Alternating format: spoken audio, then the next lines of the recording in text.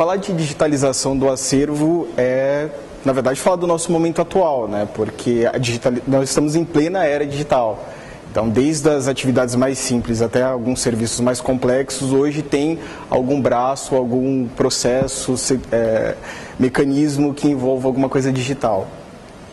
Então, as instituições com cunho cultural, elas não ficam à parte dessa realidade e cada vez mais buscam, né, se inserir nesse cenário para apresentar e expor seus conteúdos, até mais para democratizar o acesso. O MASP, em questão de digitalização, é um exemplo bem vivo aqui no Brasil, porque além de dispor o conteúdo, eles conseguiram, na minha opinião, vencer uma barreira que muitos sites e instituições, quando pensam em digitalização, não contemplam, que é a navegabilidade do usuário. Eles disponibilizam o conteúdo, mas a pessoa vai buscar, até se interessa, mas por ter uma questão muito técnica, uma linguagem muito formal, para esse segmento, acabam fazendo a pesquisa que foram direcionadas e não são convidadas, digamos assim, a visitar outras áreas do site.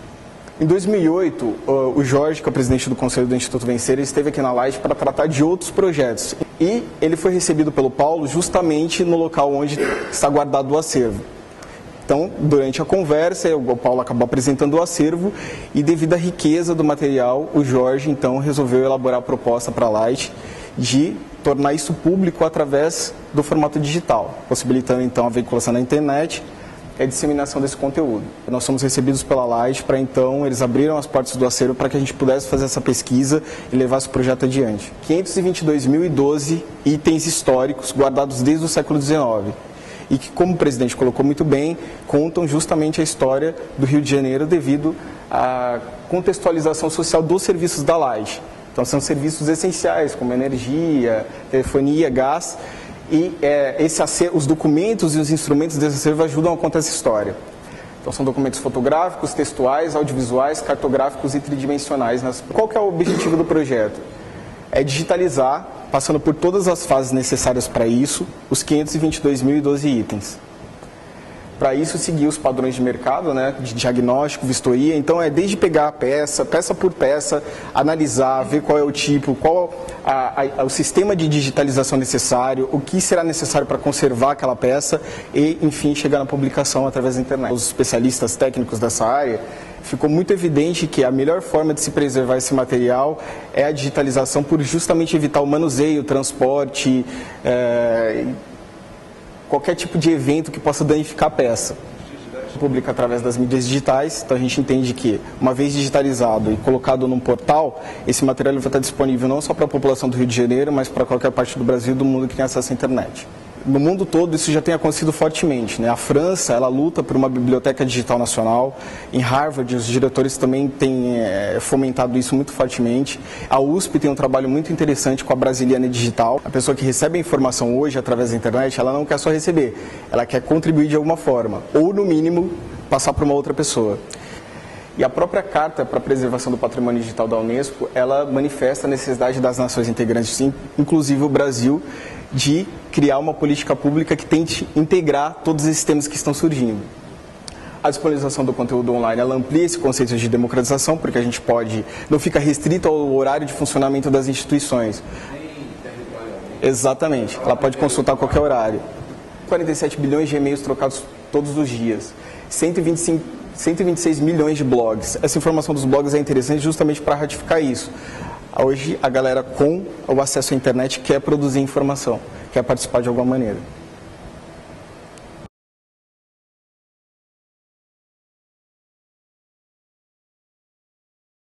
Em deixar isso bem provado através toda essa documentação dos fornecedores que nos visitaram. Foram mais de 6 fornecedores que visitaram o acervo junto com a Rossano. Toda essa memória. Ali é o valor total do projeto, tá? Esses 2 anos e meio, incluindo materiais que serão necessários, desde pequenas pinças até mesa higienizadora, né, scanners, tudo isso está dentro desse orçamento e dentro dessa metodologia de 3 orçamentos que eu fiz questão de fazer nesse projeto, tá? Toda a parte de pessoal, como museólogos, historiadores, coordenadores para cada área. A gente achou isso importante, porque algumas vão atuar juntas, outras a gente vai ter a higienização toda e depois entra outra área com a indexação, depois a digitalização. Então são profissionais diferentes e diferenciados no mercado que a gente está buscando para fazer esse projeto.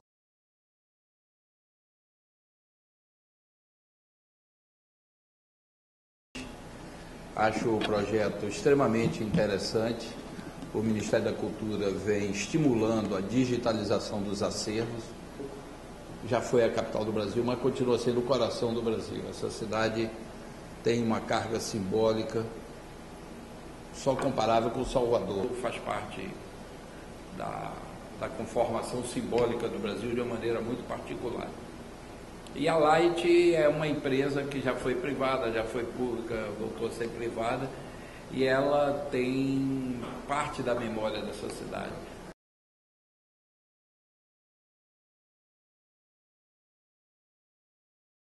A cultura não tem o hábito, não tem a exigência de, para cada linha do orçamento, você ter 3 cotações de mercado. Isso não é exigido. O Marcelo, por ele estar da a gente viu a necessidade nesse projeto de não fazer um orçamento por chutometria, certo? Que é o que acontece muitas vezes, ou seja, ir ao mercado e para cada linha. O problema depois ficou reclamando. Exatamente. É porque joga uma coisa. Então, quer dizer, hoje o Instituto Financeiro ele poupa muito o trabalho dos pareceristas, né? A gente vai ao mercado, consulta os fornecedores. Aqui a Rosana, o Rogério e o Marcelo receberam centenas de fornecedores.